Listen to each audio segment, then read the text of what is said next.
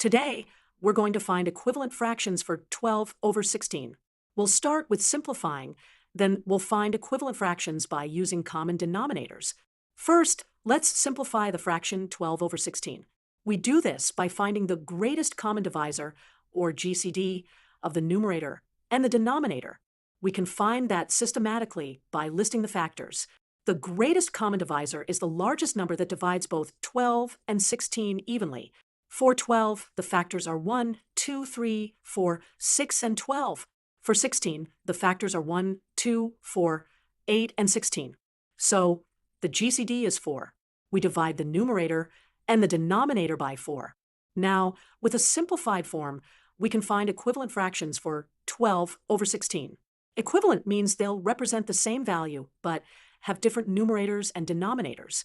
To find one, multiply both the numerator and denominator by the same number.